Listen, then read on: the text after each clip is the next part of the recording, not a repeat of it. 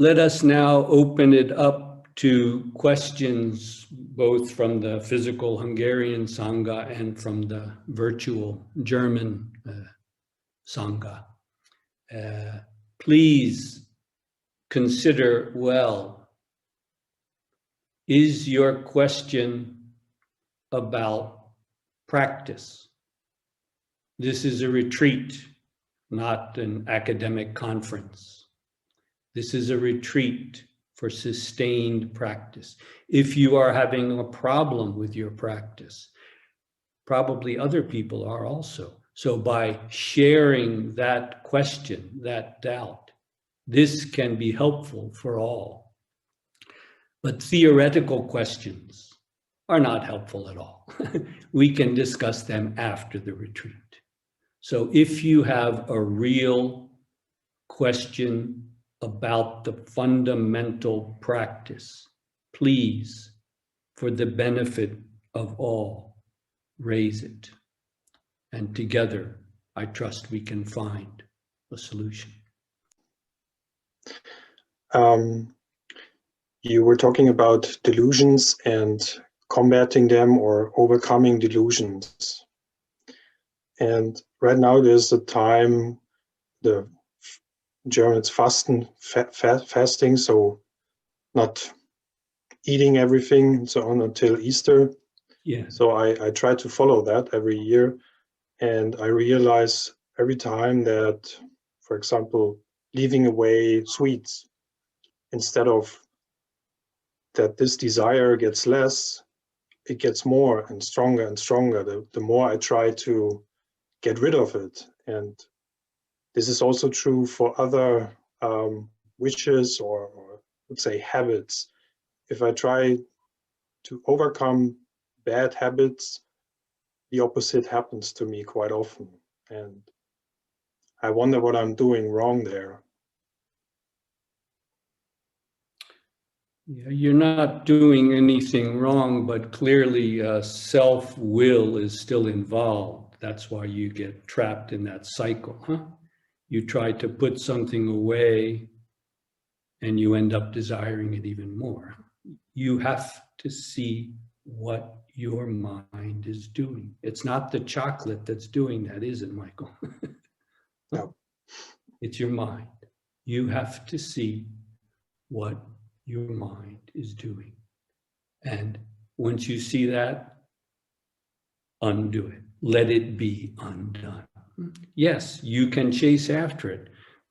Chocolate, for example. I'm going to stop eating chocolate, preparing for Easter.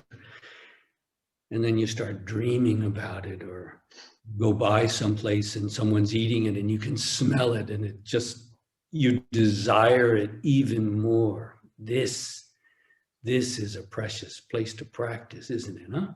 This is the chocolate dojo, or place of practice. The real place of practice. Damn right. Yes. Yes. And only you can see through what your mind is doing. Are you going to really be content if you grab that chocolate bar and eat it? Maybe momentary, you'll say, well, that was great. That was worth it. Sorry about Easter, but it was, well, how long will that last, Michael? Yes, that's a very good point. Usually it's a big disappointment afterwards. Yeah. See it for what it is. You don't have to, manipulate your mind and try to reverse the way you think. Simply see through what your mind is doing. When you really see it, it's already undone. But you have to do that work. So I would urge you to take this precious opportunity now to see what your mind is doing. To see what your mind is doing.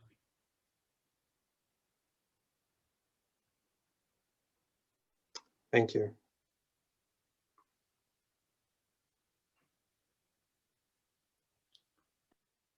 If anyone else would like to speak up from their own experience, I'm sure there are other chocolate lovers here, whatever. Please feel free.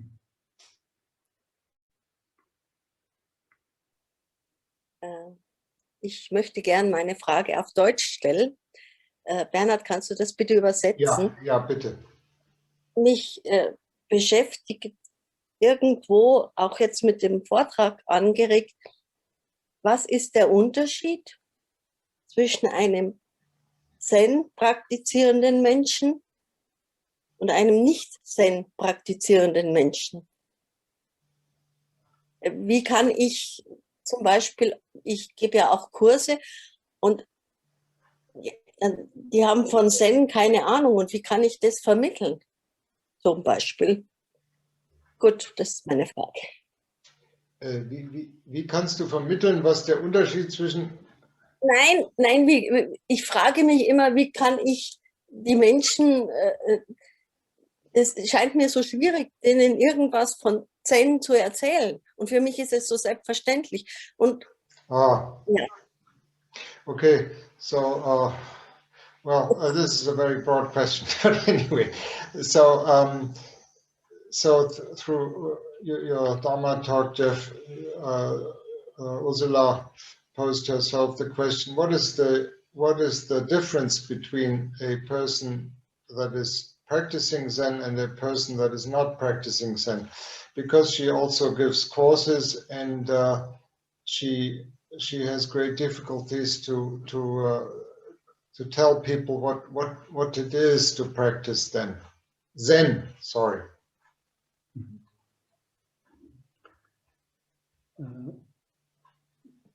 I'm afraid, Ursula, in the end, there's no difference whatsoever.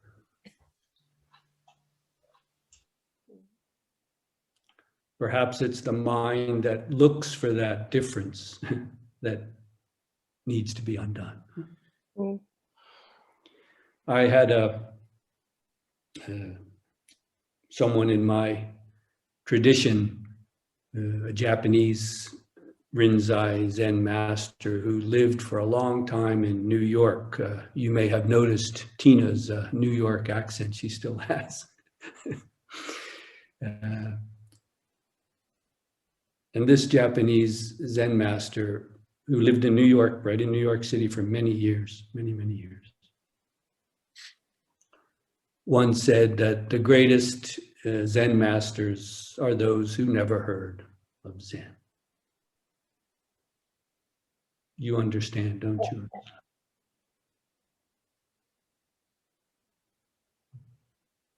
you? Thank you. Huh? Yes. You could understand, okay? Yes, I could understand. Thank you.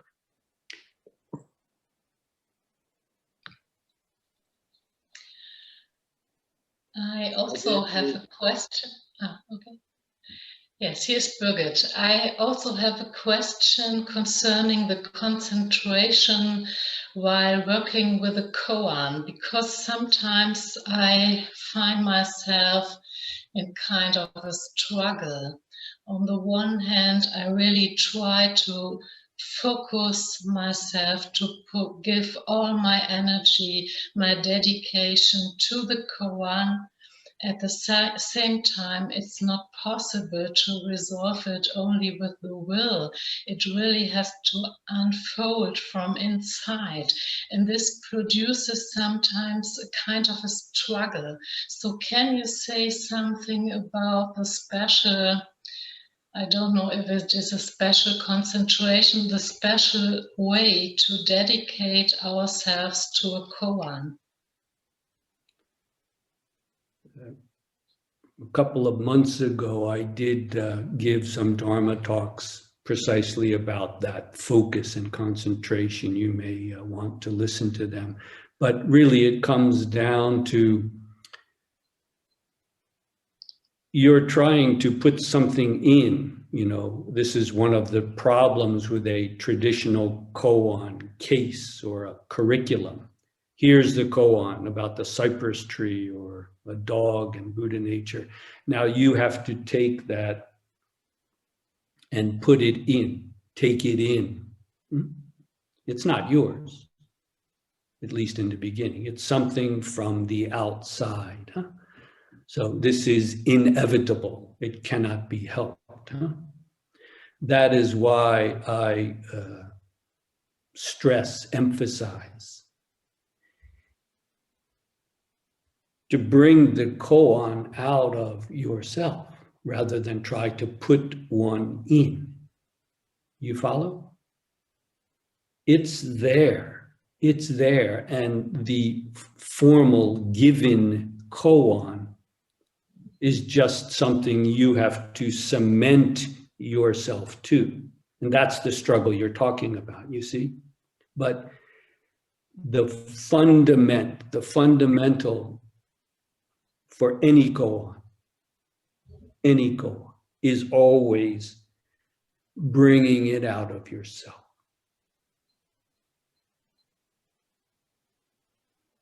This will not dissolve the struggle that you are going through, but I trust it will show you how you need to apply yourself.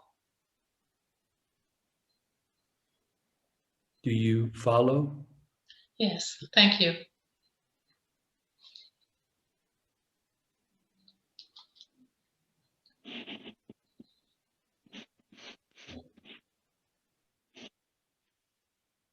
Hi, Jeff. Yes, Werner speaking. Werner, hello. What is when pain is gone, when escaping is gone, when fear is gone? What will be? Well, already you have provided a great inspiration. Pain is gone, escaping is gone, and fear is gone. You're pretty well along the way there, Werner. It's very simple. It's very simple. Werner, what remains?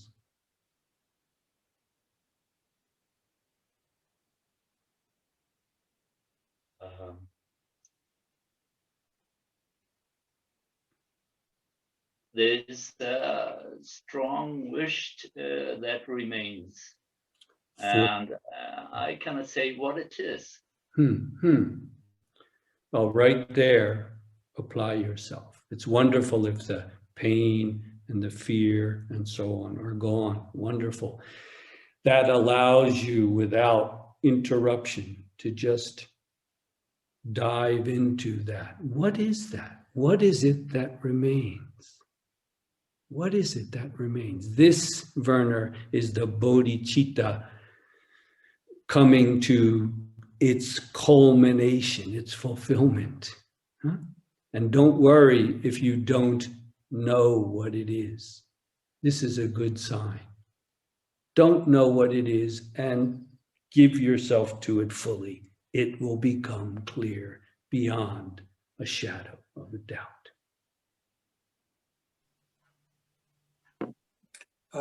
Could I propose something? Or the question of compassion. I recently lost my father, and he had a hard time dying. And about 10 days before, he said, "You have it so much easier because of your..." Could you say that again? My father said to me and my sister, "You have it so much easier because of your meditations." Yet, over a long time in our lives, they could not accept what we were bringing to them, right? So I guess the question of the compassion we feel and we practice, and the compassion that people expect from us, because to give, it also needs to be received, right? So this is something I've been struggling with lately. My condolences. I trust you see you are doing what needs to be done. And even your father, who maybe was against it for some time, at the end of his life could realize that your practice, your meditation is something good. Now what? Now, Tobias, what you need to do is to practice for yourself as your father would want you to do, wouldn't he? Huh? And to practice for your father as well as everyone else. He deserves that. And part of that practice is perhaps mourning him, crying bitter tears at your loss. You understand? Your father deserves that. And love gives that.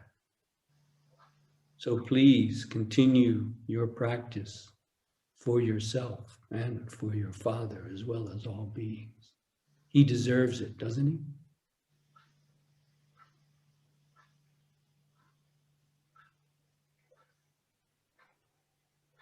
I will try to say something more if I have anything more to say on Sunday, but of course, there may be other people who can speak as well. Thank you for your question, and again, my condolences.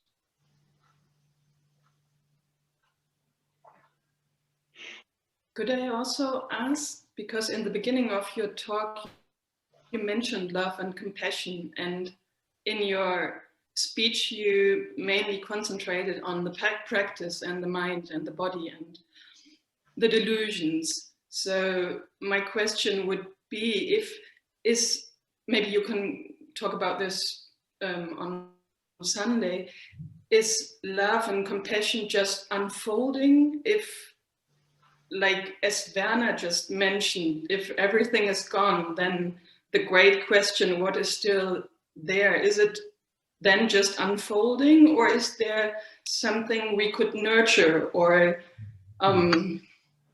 something we could do before it just unfolds? You are coming to it, aren't you? You are coming to it, aren't you? You see that it's something that, yes, eventually it starts to unfold. Huh? You see it. In the beginning, for me, my practice was about me. I wanted to have this experience. But as I went through it, I started to realize that's no foundation at all. It's got to include all beings. And as you go through, you speak of unfolding, a nice word, but what it really means is you're coming to see it, aren't you? From the first, it's all compassion. It's all love. That's where it comes from. That's where that initial resolve, however imperfect, that's where it comes from. You can see that, can't you?